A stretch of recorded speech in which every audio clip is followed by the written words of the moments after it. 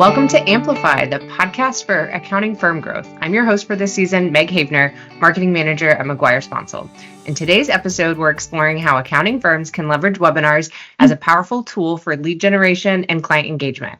Joining us today is Lindsay Sherill, marketing manager at Schneider Downs, where she leads strategic marketing initiatives and has over 15 years of experience in the accounting industry. Lindsay is an expert in live events and webinars with a proven track record of creating impactful campaigns and increasing brand awareness. She's also actively involved in advancing virtual education through her roles with AIM and Prime Global North America. Welcome, Lindsay. Thank you. So glad to be here. I'm so excited for this conversation. Let's start with the big picture. So really excited to talk about the different webinar platforms, but I know your team relatively recently switched over to On24. So I didn't know if we could go back in time, kind of talk about what your considerations were when vetting different platforms, who you were looking at, kind of walk us through that initial process, what a new platform to level up, and then how you approached that. Okay, there's a lot to unpack here. Yeah. So we're going to jump in the Wayback Machine. So just for reference, we decided to make this change in our webinar software. It was actually right before COVID hit. We decided to start investing a little bit more money and doing some research. And then when COVID hit, it was even more important to get the process moving, just because things were happening so fast during COVID, and people really needed that information quickly. We were churning out webinars, turning them over in 48 hours or less. Wow. So it was really important that we had a software that was predictable and that, was easy to use, but, ultimately was helpful for us. So I do consider myself a little bit of a web nerd. I'm going to coin that phrase myself, but I love webinars in a really sick way. I think that it's sort of similar to live theater, I guess. You kind of never know what's going to happen. And, the ultimate goal is not let the audience know that there's a bunch of craziness going on in the background and trying to fix things on the fly. So that's kind of something that I enjoy. So webinars are right up my alley. So webinars themselves and live events really have been a large part of the Schneider Downs marketing strategy for a number of years. So I started at Schneider Downs, I think it was about 13 and a half years ago, and we were doing webinars then, but my CMO and I always say that we were high-fiving each other if we got 20 people live on the webinar. We were so excited because it was, we were ahead of the game. And we were doing somewhere. Yes, doing something electronically. But, particularly in the last 5 years or so, while the appetite for live events has gone down, as you all probably know, that's why you're listening to this, that the appetite for live webinars has gone up. So like I said, right around COVID time, we were using GoToWebinar. And kudos to anyone who is using GoToWebinar. This is not a knock on them, but I do think I have PSD related to GoToWebinar. There were just so many technical issues that we ran into all the time. It felt like just when I had one sort of technical issue figured out and how to fix it, the very next time we would go live, something else would kind of break down or something weird would happen. So I was constantly on the fly trying to fix some issues. In my opinion, their customer service was a bit slow, and a lot of times couldn't really figure out an answer as to why some of the things weren't working in that system. Can you just share some of the technical challenge that you guys experienced when leveraging GoTo? Sure. The biggest challenge that we had, which was actually one that GoToWebinar was never really able to help us fix, and I don't know if it was a Schneider Downs problem or if this is a problem that happens with a lot of different people, but it was mainly with the poll launching. So as some of you may know, it is a full screen sharing program so that the presenters will actually physically share their own screen and their PowerPoint on their screen. But as producers on the back end, we would be launching the polling questions and such. So we found that 50% of the time when we would launch a polling question and then close the polling question would stay up on the audience's screen and it wouldn't go back to the PowerPoint slide. And oftentimes the presenter didn't know that it was stuck on the PowerPoint or on the polling slide until I ran into their office and had to tell them. So there was kind of a workaround, and I'll be honest with you, it was about 5 years ago. I don't remember what the workaround was, but it was basically they had to like stop sharing and then reshare again. So it was just kind of a hiccup, and customers. Yeah, it was clunky. They didn't often know what was happening. Sometimes the sound was cutting out. There was a time where it started cutting off new attendees. There would be 100 people registered, and then after 50 people, it would just stop letting people in. And then I was getting a bunch of emails. So just like little quirky things that I found was happening more often than not. And I don't really get nervous before webinars, but I was getting nervous before webinars because I wasn't quite sure what was going to happen. So that was one reason why we started looking. The other reason why we started looking for alternate options was because we offer CPE.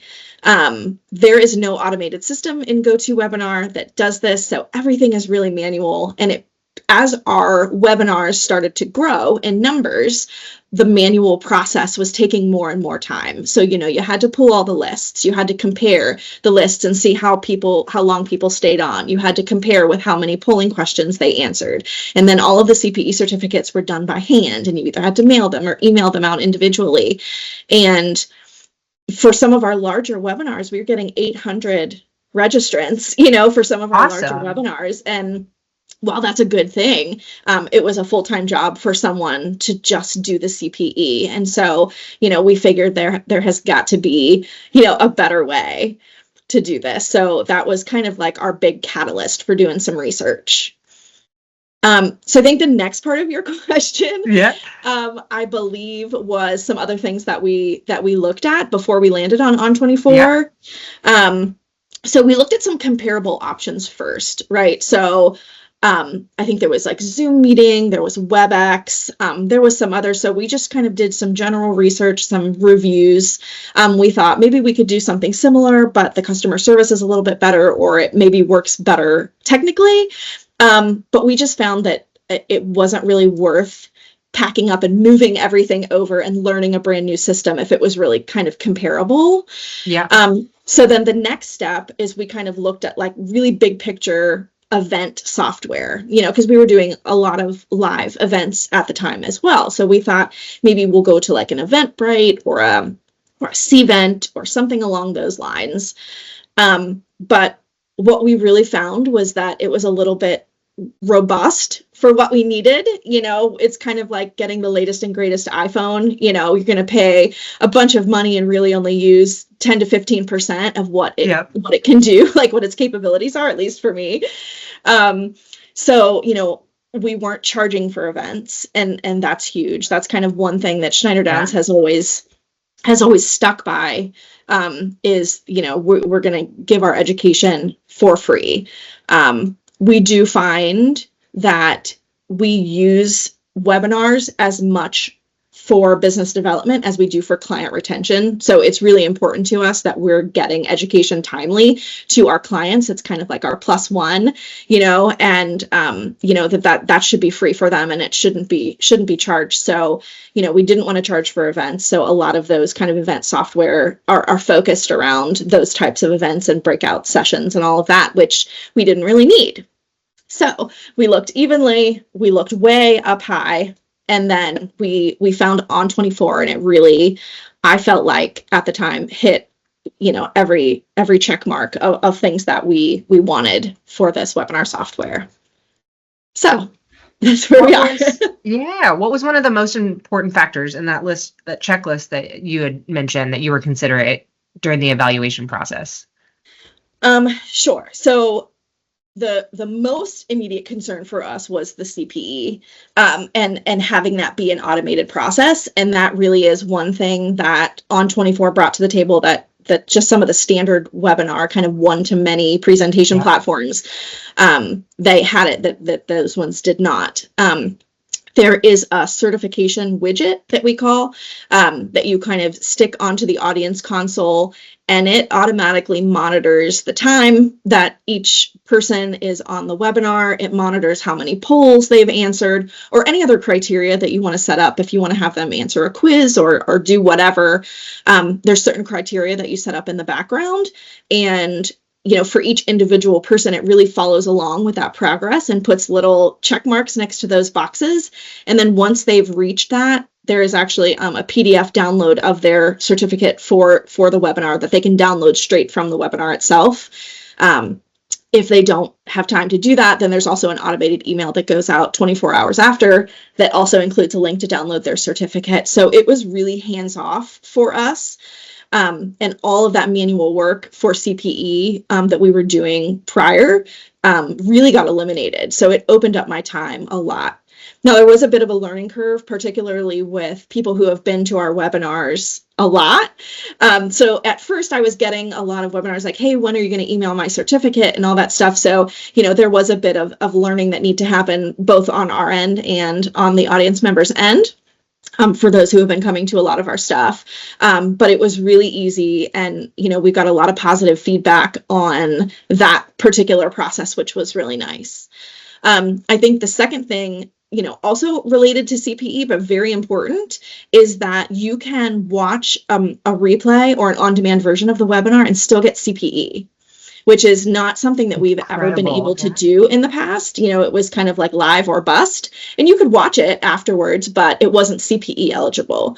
And so because the on-demand link is still interactive, so it'll still, show you how long you've been on the webinar. It'll show you can still answer the polling questions.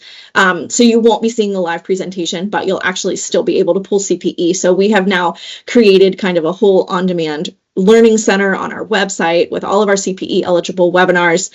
Towards the end of the year, a lot of people get real feisty about getting in their CPE, so they're able to kind of go to our center and see all those on-demand webinars and still get CPE even if they missed those. So that's been really, really nice.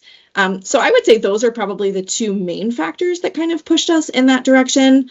And that's where we're at with On24. Yeah. That really sold us. We are in the same boat. For transparency for our listeners, we were with GoToWebinar and within the past year switched to On24. Actually had a chance to connect with Lindsay outside of AIM, and I think that was one of my first experiences with On24, and it was a very seamless experience from our end. So that was a great, little sneak peek before we made the change. But one of the tech issues that we had with experience with GoTo, I think you said it very eloquently earlier, where your firm is at with capacity and attendance, it can be a great platform for you. But eventually you get to the point where you have so many people attending that a lot of the manual tech support and CPE certifications just become a big deal. So we were getting a lot of emails and calls about specifically people attending on the mobile end and not recording their polling questions, so that they would attend the 50 minutes. They said that they, had answered all 3 polling questions, but in our reporting, there was no record. We could see that they were on there, but there was no record of the polling questions. And we had screenshots, they did their due diligence, which was great. So we were able to, grant them their CPE, but over time, we realized it wasn't a one-off situation. So similar boat, we reached out to GoTo. We said, hey, we're seeing this issue. Once we saw the pattern with specific mobile delivery, we got it. This is not for GoToWebinar, the platform that you had. It's not ideal for mobile. So basically, you're out of luck. Sorry about you. And we're like, okay, well, people are more adaptable, taking these trainings on the go. That's just something that, kind of in your boat, we want to be accessible and provide this training free of charge and with as limited friction as possible. So that's kind of the turning point for us. We're like, okay, yep, it's a lot of manual labor for the CPE delivery, and we're just seeing some tech functionality that shouldn't be a problem, and is obviously a pain point for our attendees because, we've had several It people is. reach out. And you don't want them to go elsewhere because of Absolutely. a technical issue. You want them to come to you because the content is good and, and they're learning. And, we say, they're going to hear this information from someone. Do you want your client to hear this information from a Big Four firm or from, a competitor firm, or do you want them to hear it from you? And if that's the reason why they're not sticking around or watching your CPE is because it's harder for them, then that just doesn't make any sense. Yeah, absolutely. You need to be reliable from a knowledge perspective and from a technology perspective. So, Right.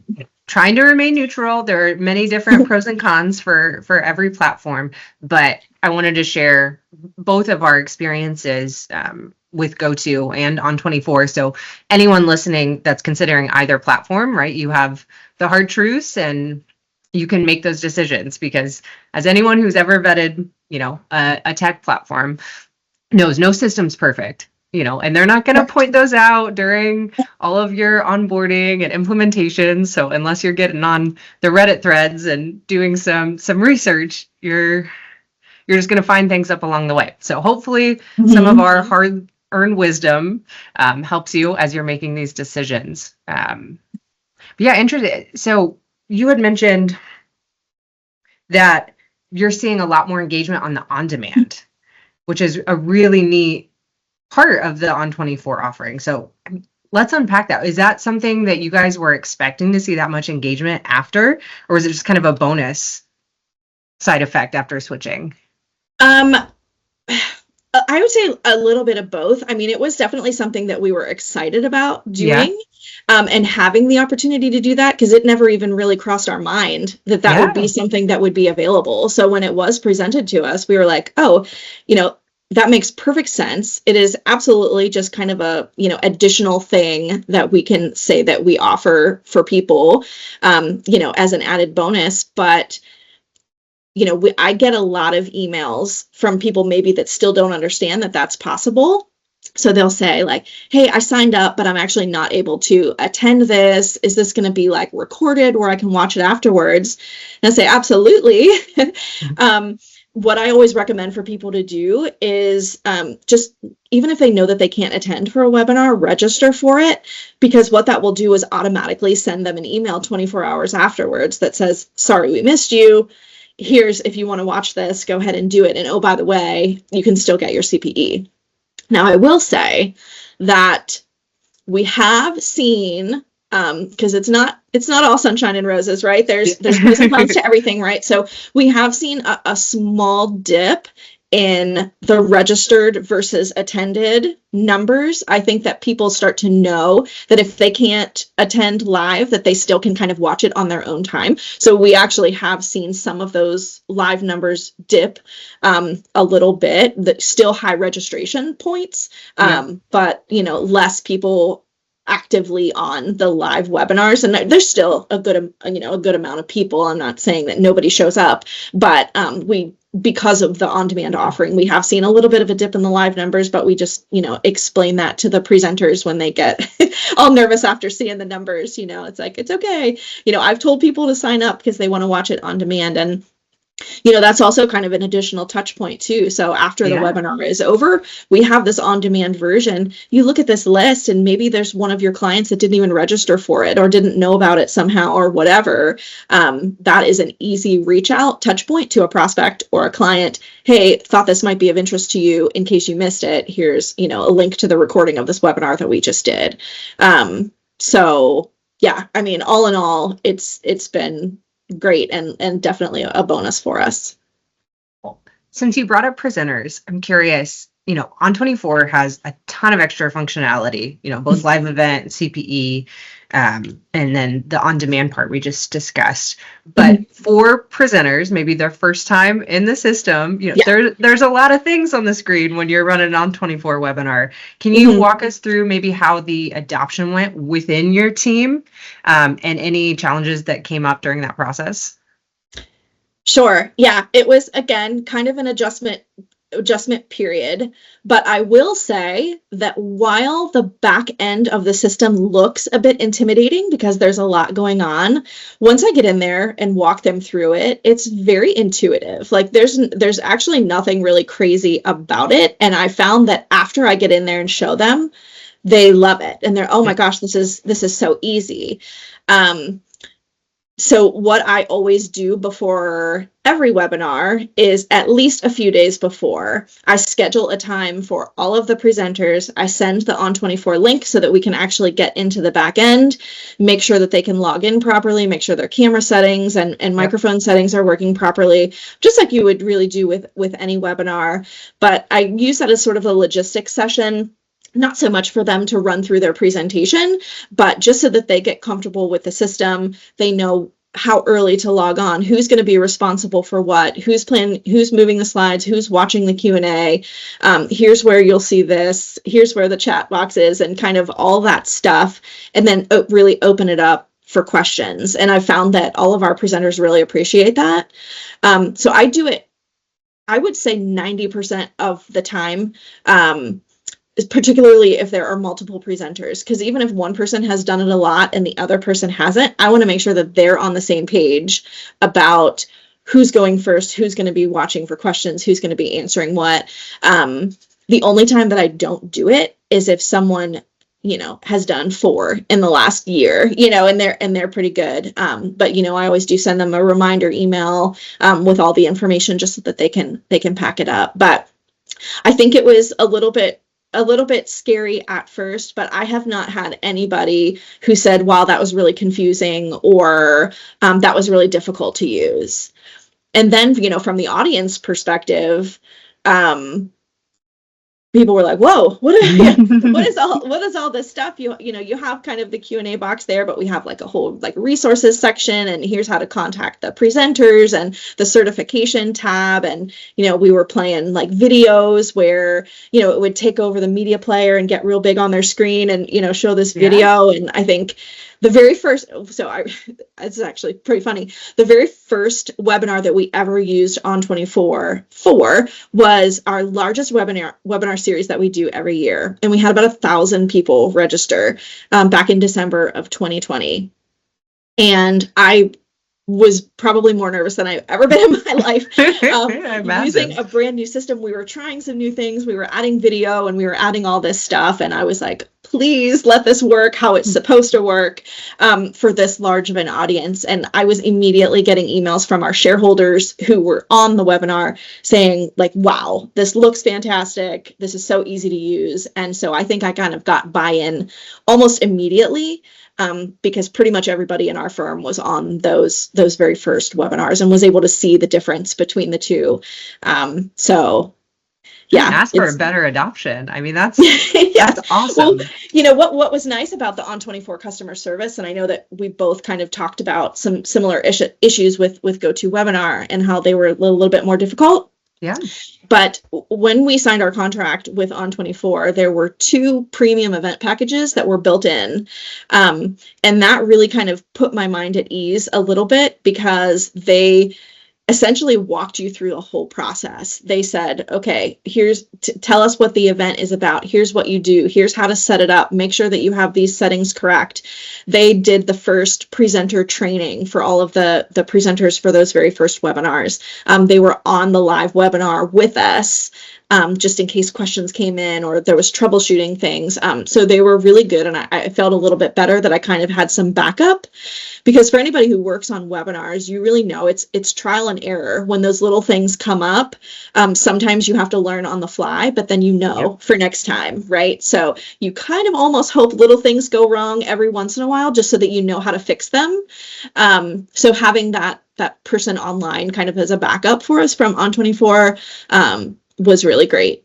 So that was just kind of an added little thing that really helped us in the beginning. Yeah, I mean, especially if the timing aligns with your biggest webinar is what you used to kick it off. I mean, yeah, right. Take my money. Let's sign up. I think we did a similar thing where we built out our State of Specialty Tax series that's currently going on right now. We're on our fifth one, and it was great. Again, one of our most prominent features for the year. So we built out the templates, we had everything ready, and then our On24 rep just kind of went in and did their little test, diagnostics check, and they're like, you know what, actually, let's change this setting or let's do this, which was so helpful and just kind of helped take some of that weight off in preparation for the event. You're like, okay, not only do I think that we're in good standing, but an expert from their platform is like, yeah, you guys are good to go. And then same, luckily we haven't had to do any support reach out during an event. Everything has just been like little tweaks and helpful in the chat, but their support by and large far exceeds our expectations coming from GoTo. So anyone considering it, highly recommend. I'm sure there's a few other platforms that are also worthwhile, but at least for CP maintenance, and that has just been a huge help for us. And then the engagement, I think, is one part that we hadn't really gotten into. We never leveraged video before, so I know that was a little bit of selling point that we had to make to our team, right? Because that's a comfortability thing. You go from being audio only to now on camera the entire time, which I think we had a little bit of resistance. But once everyone did one webinar, they were sold, and we had a ton more engagement in the chat. So I think not only is it more engaging, people are more active in it.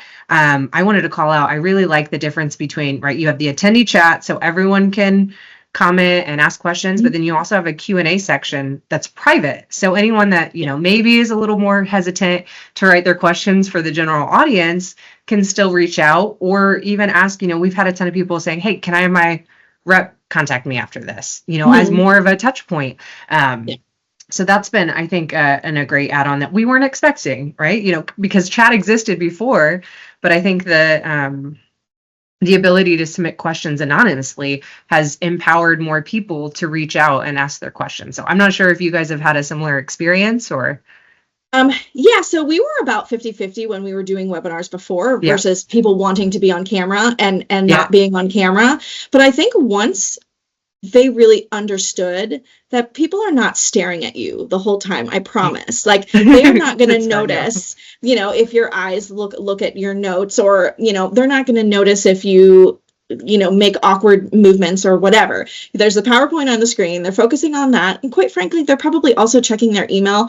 And so you're not full size on their screen, and they're not going to be staring at you. And so I think that sort of like eased their minds a little bit, like, oh yeah, you're probably right. I said, how often do you stare at the person the whole time when you're on a webinar? You don't. You look at them, you look around. And so I think once they kind of understood that and got it and really saw kind of holistically what that audience console will look like with the camera, absolutely. I mean, I think it really does make a difference. It makes it personal. You're a real person talking, you're not some robot. You're a person who has expertise, and the people should see that. So, I definitely agree with you. One other thing that I think really helps kind of the presenters when they're on the back end is, for us, we always have a member of our marketing team online in the background, kind of monitoring things. Yeah. So they get a little bit nervous, like, okay, are you going to be there if something happens? We're not just going to say, okay, good luck, and let us know how it goes. Even for a very small webinar, I'm always online, or a member of my team who also knows how to work the system is kind of online, just so that they know somebody's here. If there are any technical questions that come in on the background, as much as we can tell them about the CPE process, there's always going to be somebody asking me how they're going to get their CPE, their screen froze or whatever. So just kind of like being there, I think, gives them the ability to really just focus on their presentation and not have to worry about all those extra like details and technical difficulties. And having somebody on there that knows how to solve somebody's problem on the fly, I think really goes a long way on the audience side too, in making you feel comfortable. If you're messaging, I can't hear anything, and nobody can help you, it's like, all right, well, see you later. I'm going to go find this somewhere else. But I think if you're quick to be able to fix their problem, then I think that goes a long way in showing a positive experience for them.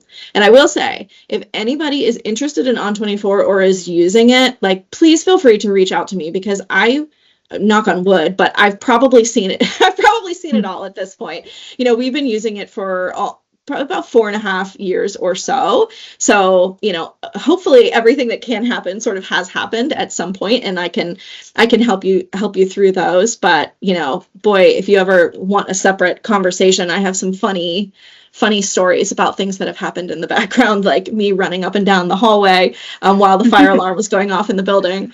No. So that is worst case scenario there. Yes, and lots of speaker trainings and things that I can share if anybody is interested in that. But it's been a good experience.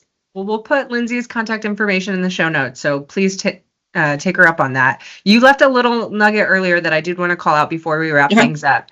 You had mentioned that the adoption went a lot more smoothly once the speakers saw what the studio was like for the attendees. So I think that's a really good point. It took us, I think, a couple webinars for us to go back and say, you know what, why don't you hop in the guest link and just see what it looks like before you host your first one. And you're 100% right. I think it clicked for them. They got it. Like, okay, the video is so tiny, it's in the top, but here's everything we have. Beforehand, we were coordinating, there's a lot of collaboration leading up to a webinar, right? You have the slides, the polling questions, all of these things. So I think maybe we were receiving, what else do you want from us? Because we'd be like, hey, what resources could go along with this? You can download. There's so many points of engagement and interaction. And not to say that our other teams are difficult to work with, because they're not. They're fabulous. It's just, that learning curve of, hey, there's a lot more that we can do. So let's get you up and running. And then as we all build comfortability, there's so many more like automations and resources and things that can go into it. And that's one of the things we haven't even touched on, analytics. And I know we have to wrap up. So maybe just briefly, could you share some of the maybe pros and cons that you've experienced within analytics on both GoTo and on 24? And kind of what you guys do with it once you have it. Is that something that you share within your team? Do you guys kind of manage it and just give the high level? Just kind of walk us through that process. Yeah, sure. So I think that the reporting functionality with GoToWebinar was what it was, right? It was what we needed. You could see how people answered the polling questions. You could see who attended the webinar, who registered versus attended. That sort of a thing. So I think the reporting was there, but it didn't really come together for what we needed it to. So it was kind of like everything was printed separately, and I had to highlight and kind of compare all of the things. So I think as far as the presenters were concerned, I think the stuff was efficient. They saw what they needed to see. From the back end reporting, I think it was a little bit lacking. So with On24, the reporting function, we have an internal person that does the CPE for all of our internal employees, right? So there is a certification report that you can pull that literally has the person's name, the email address, how many CPE they received, how many polling questions they answered, how long they were on it, and all of that's pulled in. So I just send that report off to her and she's able to see it.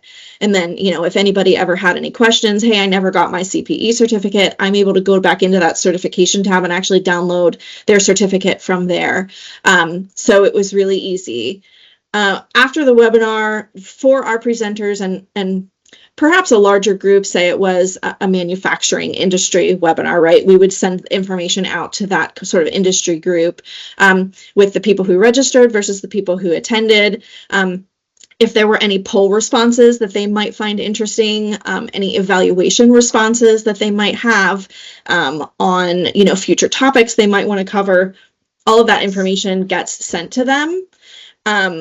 Also, you can kind of look at that again and see, was there somebody who maybe should have been registered that was not, that maybe we could use this as a touch point for that on-demand link.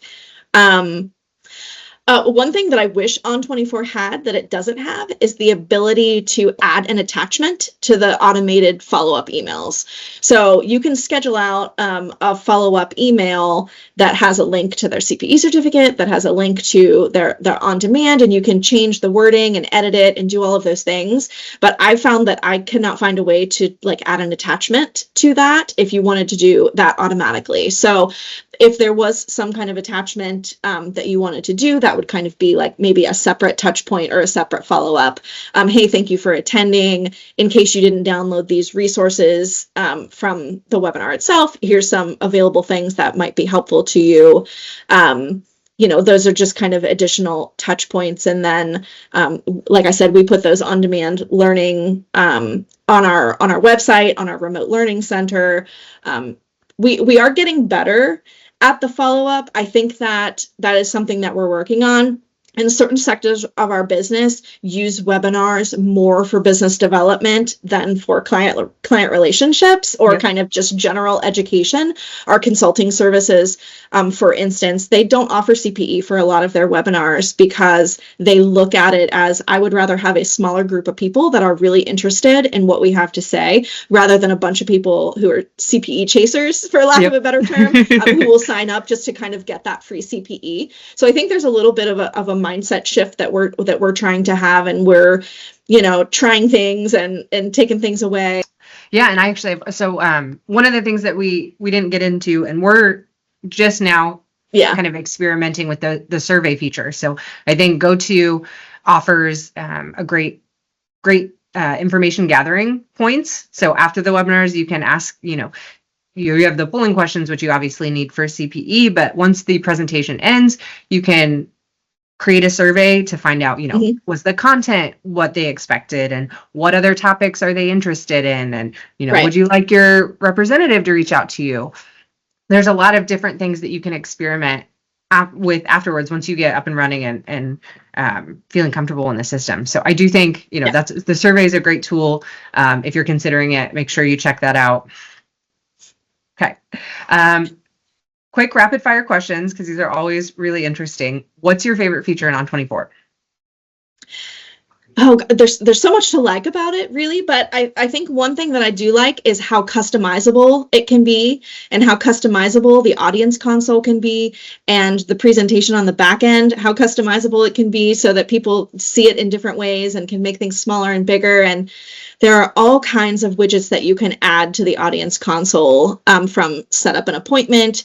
Are you registered for our next webinar? You can change the screen to look however you want it, and you can add things and take things away and always kind of like try new things to make it more interactive. And they're always coming out with new things that you can add. So I think, being open-minded enough to kind of play with those options and not maybe stick with, just your standard issue webinar that what you're good at. But if you can get buy-in to kind of make things your own and make them interactive and kind of try some new functionalities, I think they really offer a lot that you can use.